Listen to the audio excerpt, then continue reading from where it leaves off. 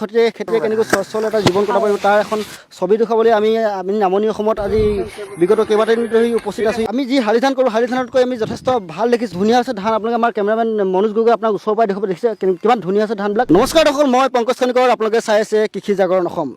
দৰ্শকসকল, আজি আমি উপস্থিত আছোঁহি ধুবুৰী জিলাৰ জাৰেল আলগা পাৰ্ট 1 নামৰ এখন গাঁৱত, আৰু ইয়াতে এটা উন্নত জাতৰ বড়ো ধানৰ খেতি কৰিছে। আমি আমাৰ দৰ্শকসকলক এই যি বিগত দিনত দেখুৱাই আহিছোঁ কেনেকৈ নামনি অসমত বড়ো ধানৰ খেতি কৰিছে, আৰু আমাৰ যি উজনি অসম আছে, উজনি অসমৰ কৃষকসকলে কেনেকৈ বড়ো ধানৰ খেতি কৰিব, ডাবুল ক্ৰপিং খেতিয়ে কেনেকৈ সচ্ছল এটা জীৱন কটাব পাৰিব তাৰ এখন ছবি দেখুৱাবলৈ আমি নামনি অসমত আজি বিগত কেইবাদিন ধৰি উপস্থিত আছোঁ। আৰু আমি এইফালে দেখুৱাইছোঁ, বিগত দিনত আমি দেখুৱাইছোঁ বঙাইগাঁও বা নগাঁও বা নলবাৰীত কেনেকৈ উন্নত জাতৰ বড়ো ধানৰ খেতি কৰা হৈছে, বড়ো ধানৰ খেতি কৰি তেওঁলোকে কেনেকৈ লাভান্বিত হৈছে ইত্যাদি কথাবোৰ আমি বিগত দিনত দেখুৱাইছোঁ। তাৰ এটা অংশস্বৰূপে আজিও আমি ইয়াত উপস্থিত আছোঁ। দেখিছে আপোনালোকে খুব ধুনীয়া আছে ধান। আপোনালোকে আমাৰ কেমেৰামেন মনোজ গগৈ আপোনাক ওচৰৰ পৰাই দেখাব দেখিছে কিমান ধুনীয়া আছে ধানবিলাক।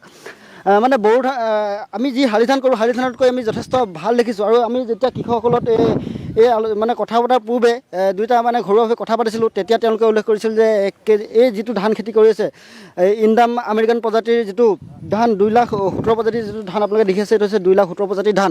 এই ধানটো খেতি মানে এবিঘা ধানত তেওঁলোকে জানুৱাৰী দিয়া মতে 30 পৰা 35 মোনকৈ ধান তেওঁলোকে পায়। আৰু সেইকাৰণে ইয়াৰ এতিয়া বহু কৃষকে এই ধানৰ খেতি কৰিবলৈ লৈছে। দেখিছে আপোনালোকে এটা ব্যাপক অঞ্চলত এই ধানটোৰ খেতি কৰা হৈছে। যিসকল কৃষকে শালি ধান কৰাৰ পাছতে শালি ধানৰ মাটিটো পেলাই ৰাখে, আৰু তেওঁলোকে কেনেকৈ ডাবুল ক্ৰপিং খেতি কৰি এনেকৈ কৃষকসকলৰ দৰে কৰিব পাৰে এটা, আৰু এডোখৰ মাটিৰ পৰা ডাবুল ইনকাম মানে দুটা খেতিয়ে কেনেকৈ ডাবুল ক্ৰপিঙে কেনেকৈ তেওঁলোকে উপাৰ্জন কৰিব পাৰে ইত্যাদি কথাবোৰ আমি জনোৱাৰ উদ্দেশ্যে আজি আমি ইয়াত উপস্থিত আছোঁ। দৰ্শকসকল, আমাৰ কাষতে আছে যিটো ইণ্ডাম 2,17,000 প্ৰজাতিৰ যিটো ধানৰ খেতি কৰিছে, ধান খেতি কৰা কৃষকজন আমাৰ ওচৰতে আছে। আমি তেওঁৰ পৰা দুটামান কথা জানিবলৈ চেষ্টা কৰিম, তেওঁ কেনেকৈ কৰিছে বা কেতিয়া কৰিছে, কেনেকৈ কৰিলে লাভান্বিত হ'ব আমাৰ কৃষকসকল ইত্যাদি কথাবোৰ আমি জানিম তেখেতৰ পৰা।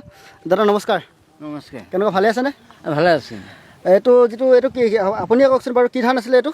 এইটো ইণ্ডো আমেৰিকান 2,17,000 নম্বৰ ধান। এবাৰ প্ৰথম কৰিছে নে ইয়াৰ আগতে কৰিছিলে? এইটো আমি প্ৰথম কৰিছোঁ, ইয়াতে বাৰু ভাল হৈছে। আশা কৰোঁ ভৱিষ্যতে আমি এইটো কৰিম বাৰু। মানে ভাল পাইছে? ভাল পাইছোঁ এইটো। মানে কিমান মান ওলাবলৈ হৈছে? আপুনি যিহেতু আগতেও খেতি কৰি আছে ন? আগৰ পৰা কৰি আছোঁ, তাতকৈ অলপ বেছি হ'ব এইটো, মানে আশা কৰিছোঁ 30 মান হয় নেকি। আগতে যিবিলাক ইয়াত ধানৰ খেতি কৰে আপোনালোকে, তাতকৈ অলপ ভাল হৈছে। ভাল হৈছে ন? মানে আগতে কেনেকুৱা ধৰণৰ খেতি কৰিছিলে ইয়াত?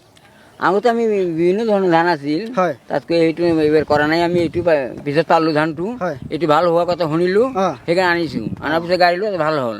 আৰু ভৱিষ্যতে আমি এইটোৱে গাড়িম বুলি আশা কৰিছোঁ। পাছলৈ মানে কৰিব খেতি ন? পিছত আমি এইটোৱে কৰিম। ওচৰ পাজৰে আৰু কোনোবা মানুহে কৰিছে নে এইটো? আৰু কৰিছে, ওচৰ পাজৰে মানুহে কৰিছে। যাতে কৰি তাতে ভাল হৈছে, তাতে ভাল হৈছে। দৰ্শকসকল, কৃষক কাছে মালি শেষক যিটো মানে ধান তেওঁ খেতি কৰিছে, উন্নত প্ৰজাতিৰ ধান, আৰু সেই ধানটো প্ৰদান কৰিছিলে মানে আমাৰ এজন ব্যক্তি আছে, তেখেতৰ পৰাই তেওঁ ক্ৰয় কৰিছিলে। দাদা নমস্কাৰ। নমস্কাৰ। আপোনাৰ নামটো? মোৰ নাম হবিবুৰ ৰহমান। হয়। মোৰ দোকানৰ নাম হ'ল ভাৰতী বীজ ভাণ্ডাৰ, ধুবুৰী চাপৰ। হয় দাদা, আপুনি এতিয়া এটা ধানৰ জাতৰ খেতি কৰি কৃষকসকল মানে যথেষ্ট মানে ভাল হৈছে। আমি দেখিছোঁ ধান ভাল হৈছে। আপোনাৰ কেনেকুৱা লাগিছে? ভাল লাগিছে, বহুত ভাল লাগিছে। হয় দাদা, এইটো মানে ধানটোৰ বিষয়ে অকণমান ক'ব নেকি? কেনেকুৱা কিমান দিনত হয় বা কেনেকৈ কৰিব লাগে? ইয়াত 125 দিন লাগে ধানটো, 2,17,000 হয়। মানে প্ৰডাকশ্যনো ভাল, প্ৰায় 30 মোনলৈকে হয়। মানে আপুনি এতিয়া ধুবুৰী জিলাৰ ন? ধুবুৰী জিলাৰ কিমান মান কৃষকে এই ধানটো খেতি কৰি মানে লাভান্বিত হৈছে বা তেওঁলোকে ভাল পাইছে? বহুত হাজাৰ মানুহ খেতি কৰিছে। হাজাৰ মানুহে কৰিছে। দাদা, আপুনি এতিয়া ধুবুৰী জিলাৰ নহয় জানো? হয়। এতিয়া বহু আমাৰ ভিডিঅ'টো হৈছে, আমাৰ নিউজটো দেখি বা ভিডিঅ'টো দেখি বহু কৃষকে হয়তো এই খেতিত কৰিবলৈ মন যাব। তেওঁলোকে যদি এই ধানটোৰ বীজটো ক্ৰয় কৰোঁ বুলি ভাবে, আপোনাৰ লগত কেনেকৈ যোগাযোগ কৰিব?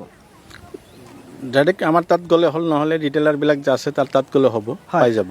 আপোনাৰ দোকানৰ এড্ৰেছটো আৰু এটা ফোন নম্বৰটো দি দিব নেকি? হয়, দি দিম। মোৰ দোকানৰ নাম হ'ল ভাৰতী বীজ ভাণ্ডাৰ। হয়।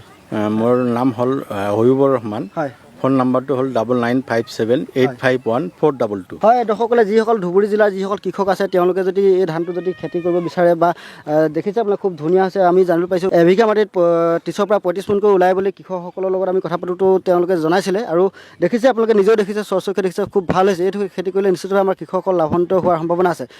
গতিকে যিসকল ধুবুৰী জিলাৰ যিসকল কৃষকে খেতি কৰিম ভাবে, ধুবুৰী জিলাৰ আশে পাশে যিসকল কৃষক আছে, তেওঁলোকে যোগাযোগ কৰিব পাৰিব যদি বীজটো প্ৰয়োজন হয়।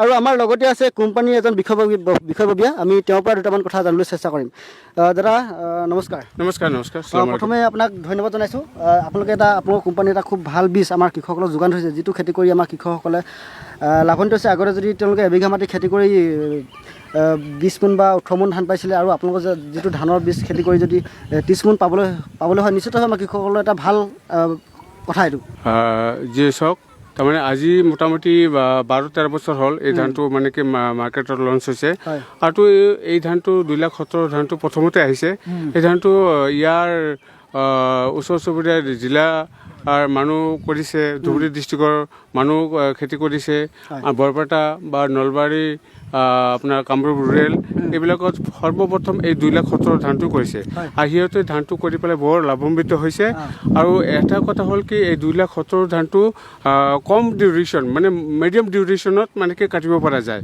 তাৰমানে ইয়াৰ মানে কি বানপানী আহিলেও ইয়াক ক্ষতি কৰিব নোৱাৰে কাৰণ সোনকালে বানপানী অহাৰ আগতে কাটিব পৰা হৈ যায় তাৰমানে নৱেম্বৰ ডিচেম্বৰত ৰুই দিলে মানে আপোনাৰ জেঠ বা হয় মানে আগতে হৈ যায় এই ধানটো মানে কঠীয়া ৰোৱাৰ পৰা 125 দিনতে খেতিটো চপাব পাৰি গতিকে ৰাইজে ইয়াক মানে কৰি পেলাই মানে বিৰাটেই ভাল পাইছে আৰু এটা বিশেষ কথা মানে কি এই ইণ্ডো আমেৰিকান কোম্পানীৰ 2,70,000 নম্বৰ ধানটো মানে কি হাৰ্ভেষ্টিং কৰাৰ পাছত বা কটাৰ পাছত মানে 2-1 দিন পাছত মিলিং কৰাৰ পাছতে এইটো খাব পাৰি কাৰণ এই ভাতটো মানে কি আঠা চাঠা একো নহয় আৰু এই ধানটো মানে কৰিলে কি হয় কোনো ধৰণৰ বেমাৰ আজাৰ নাই এইটো কম দিনত কাটিব পাৰি আৰু সোনকালে খাবও পাৰি এইটো দুবাৰ কৰিব পাৰি বছৰত এইটো মানে এইটো মই কৈ আছোঁ এইটো দুটা ছিজনত কৰিব পাৰি এটা হ'ল মানে খৰিফ ছিজন এটা হ'ল ৰবি ছিজন ৰবি ছিজন এইটো মৌচুমত ৰবি ছিজন হয় আৰু যেটো অহা ছিজন আহি আছে সেইটো খৰিফ ছিজন বুলি কয় এইটো শালি ছিজন বুলি আমি সদ্যহতে কওঁ শালি ছিজন আৰু বড়ো ছিজন শালি ছিজনতে এই 2,70,000 নম্বৰ ধানটো কৰিব পাৰি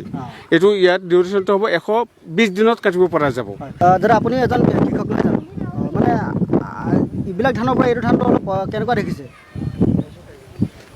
এইবিলাক ধানটা ভালোই ভাল দেখিছে ভাল আপুনি কি ধানৰ খেতি কৰে আমি ধান খেতি কৰতে আমেৰিকায় আমেৰিকায় খেতি কৰছে আপুনি এইটো খেতি কৰিছে এটাই খুব এটা ভাল কথা মানে কেনেকুৱা ধৰণৰ আশা কৰিছে মানে আশা কৰিছো তোমাৰ 30-35 মন 30-35 মন পাম বুলি আশা কৰিছে আশা কৰিছো হয় নমস্কাৰ নমস্কাৰ কেনেকুৱা ভালে আছেনে আল্লাহ ভালে ৰাখিছে হয় আমি আপোনাৰ গাঁৱত উপস্থিত হৈছোঁ আপোনাৰ ধানৰ খেতিটো চাওঁ বুলি আহিলোঁ আমাৰ শুনি আছোঁ এইটো ধানৰ খেতিৰ কথা আপোনাৰ গাঁৱতে কৰিছে কেনেকুৱা মানে দেখিছে ভাল দেখিছে নে বেয়া দেখিছে ধানটো ভালে আছে ধানটো ভালে দেখিছেনে ভালে লাগিছে অঁ আপুনি খেতি কৰে মই খেতি কৰোঁ অঁ আপুনিও কৰিম বুলি ভাবিছে নেকি এইটো এতিয়া উৎপাদনটো আমি যথেষ্ট ভাল দেখিছোঁ ভাবিছে নেকি তেনেকুৱা কিবা আছে নেকি না ভালে লাগিছে আৰু এইটো লাগাম দৰ্শকসকল আমাৰ ওচৰতে এজন ব্যক্তি আছে Indo American hybrid seed private লিমিটেডৰ এজন ফিল্ড এছিষ্টেণ্ট হ'ব নহয় জানো ফিল্ড এছিষ্টেণ্ট আছে আমি তেওঁৰ পৰা দুটামান কথা জানিবলৈ চেষ্টা কৰিম দাদা নমস্কাৰ নমস্কাৰ দাদা আপোনাৰ নামটো মোৰ নামটো ৰিয়াজুল ইছলাম শেখ হয় ইয়াত এইবাৰ কিমানমান কৃষকে আপোনাৰ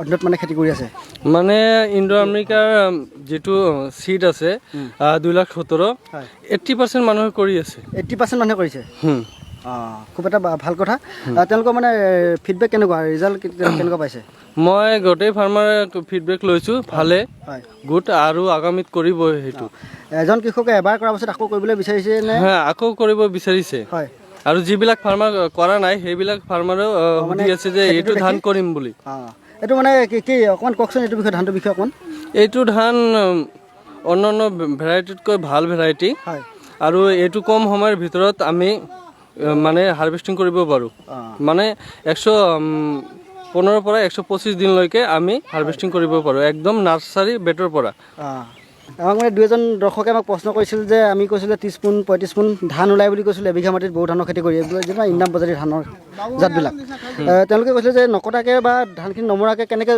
হিচাপটো উলিয়ালে এই হিচাপটো আপোনালোকে কেনেকৈ উলিয়াই কওকচোন অকণমান আমালোকে 2 মিটাৰ কাটো হয় আমি এতিয়া এই ধানখিনি এতিয়া এই ধানখিনিটোকে কওক এই ধানখিনি এতিয়া 3 কেজি মানে 3.5 কেজি 3.5 কেজি কেনেকৈ ওলাইছে এইটো কথা কওকচোন এই 3.5 কেজি আমালোকে ওলাইছোঁ যে 2 মিটাৰ কাটি পিনে ধানটো মৰি কিনে মানে এই ধানটো ওজন কৰিলোঁ যে 3.5 কেজি ওলাইছে মাত্ৰ তেনেহ'লে এক মিনিট তেওঁ মানে 2 মিটাৰ চাৰিওফালে 2 মিটাৰকৈ কাটিছে ধানটো তাৰপিছতে এটা ধানটো মাৰিছে মৰাৰ পাছতে মানে এতিয়া জুখিছে তেতিয়া ওলাইছে কিমান ওলাইছে 3.5 কেজি 3.5 কেজি অঁ তেনেকৈ এবিঘাত কিমানকৈ ওলাব তেনেকৈ সেইটো হিচাপত তেনেহ'লে এতিয়া যদি 2 মিটাৰ কাটি পিনে যদি ধানটো মৰি কিনে ওজন কৰিলেও 3.5 কেজি হৈছে তেনেহ'লে আপোনাৰ 1 বিঘাত মানে 28-29 28-29 মোন আহি যাব হয় সেই হিচাপটো তেনেকৈ উলিয়াই নহয় জানো আপোনালোকে হয় আমি আৰু 20% বাদ দিওঁ 20% মানে